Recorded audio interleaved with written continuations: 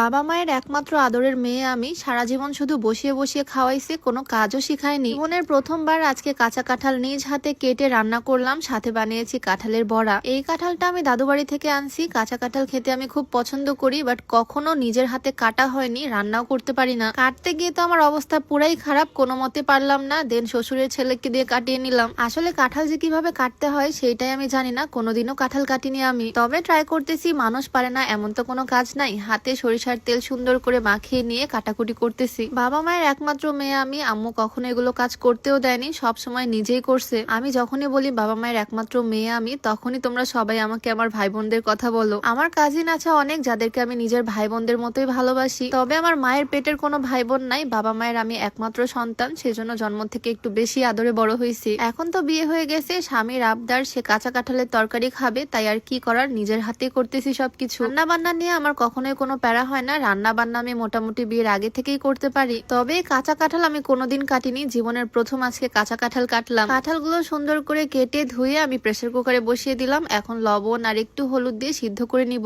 কাঁঠাল রান্নার ফুল প্রসেসটা আমি আমার আম্মুর কাছ থেকেই শিখছি। আর আজকে শুধু কাঁঠাল রান্না করব না, নিজের মন মতো করে কাঁঠালের বড়াও বানাবো। আমার আম্মুর হাতে কাঁঠালের তরকারি একদম মাংসের মতো লাগে, মানে কাঁঠালের তরকারি মনে হয় মাংস ফেল। দেখি চেষ্টা করি আমিও মাংস রান্নার মতো করেই করব, দেখা যাক আম্মুর মতো হয় কিনা। কাঁঠাল তো সিদ্ধ করা হয়ে গেছে, এখন জাস্ট আমি মশলা কষিয়ে নিব আর ভালোভাবে মাংস রান্নার মতো করে কাঁঠালটাও রান্না করে নিব। রান্নাটা আমি সরিষার তেল দিয়ে করতেছি, যাতে ফ্লেভারটা খুব সুন্দর আসে। পেঁয়াজ কুচি, গরম মশলা, তেজপাতা সবকিছু দিয়ে ভালোভাবে মিক্স করে নিচ্ছি। একটু বাটা মশলা অ্যাড করব। গরুর মাংস যেভাবে রান্না করি সেভাবে কাঁঠালটাও রান্না করে নিব, যাতে মাংসের মতোই টেস্টি হয়। রান্না বান্নার প্রতি আগ্রহ আমার ছোটবেলা থেকেই ছিল। ছোট থেকে আমি রান্না বান্না, সেলাই ফোড়াই এগুলো আম্মুর কাছ থেকেই শিখছি। আম্মু রান্নাঘরে রান্না করতো আর আমি পাশে দাঁড়িয়ে দাঁড়িয়ে দেখতাম, এভাবেই শেখা হয়ে গেছে। আর এখনো কোনো কিছু না পারলে আমি আম্মুকে ফোন দিয়ে দিই, আম্মুর থেকে রেসিপি শুনে সেম ভাবেই রান্না করি। কাঁঠালের তরকারিটাও তো আম্মুর রেসিপিতেই বানাচ্ছি। আচ্ছা, ভিডিওর মাঝখানে একটু বলে দিই, তোমরা যারা চিকন হতে চাও, ওজন কমাতে চাও, তোমরা চাইলে এই স্লিমিং হার্বাল টিটা ট্রাই করতে পারো। এটা সম্পূর্ণ প্রাকৃতিক উপাদান দিয়ে তৈরি, তাই কোনো রকমের সাইড ইফেক্টের ভয় নাই। ওজন কমানোর পাশাপাশি এটা কিন্তু গ্যাস্ট্রিকের সমস্যাটাকেও দূর করবে। এইটা তোমরা বিউটি বাই লিম ফেসবুক পেজ থেকে পেয়ে যাবা। পেজটা উপরে মেনশন করে দেওয়া থাকবে আর নাম্বারটাও স্ক্রিনে দিয়ে দেওয়া থাকবে। যাই হোক, মশলাটা সুন্দর করে কষিয়ে নিছি আর এখন এই সিদ্ধ করা কাঁঠালগুলো দিয়ে দিচ্ছি এটার মধ্যে। সবগুলো সিদ্ধ কাঁঠাল আমি দিব না, কয়েকটা রেখে দিলাম, সেগুলো দিয়ে আমি কাঁঠালের বড়া বানাবো। কাঁঠাল রান্নার প্রসেসিং তো আমার শেষ, এখন শুধু নেড়ে চেড়ে ঢাকা দিয়ে রাখবো। অল্প অল্প করে পানি অ্যাড করব আর সুন্দরভাবে তরকারিটা রেডি হয়ে যাবে। কিছুক্ষণের মধ্যেই কিন্তু আমার তরকারি একদম রেডি। দেখো কালারটাও কিন্তু খুব সুন্দর আসছে। তরকারিটা এক সাইডে রেখে দিলাম আর এখন আমি বানাবো কাঁঠালের বড়া। খুব সুন্দরভাবে কিন্তু সিদ্ধ হয়েছে, লবণ হলুদ দিয়ে সিদ্ধ করা হয়েছে। এটার মধ্যে আমি দিয়ে দিলাম বেশ কিছু পেঁয়াজ কুচি, ছোট ছোট করে কাঁচামরিচও কুচি করে দিয়ে দিলাম। এটার মধ্যে অল্প একটু লবণ অ্যাড করে দিলাম, খানিকটা গুঁড়া মরিচ অ্যাড করলাম, সামান্য একটু হলুদের গুঁড়া আর অল্প খানিকটা আদা রসুন বাটা, একটু জিরার গুঁড়াও দিলাম। আর তারপর দিচ্ছি অল্প একটু কর্নফ্লাওয়ার, চাইলে ময়দাও অ্যাড করা যাবে। আমি অল্প একটু কর্নফ্লাওয়ার অ্যাড করছি আর খানিকটা ময়দা দিয়ে এখন ভালোভাবে মাখিয়ে নিচ্ছি। হাত দিয়ে সুন্দর করে মাখিয়ে নিলাম আর এটা কিন্তু একদম রেডি। এখন শুধু চেপে চেপে শেপ করে ভেজে নিব।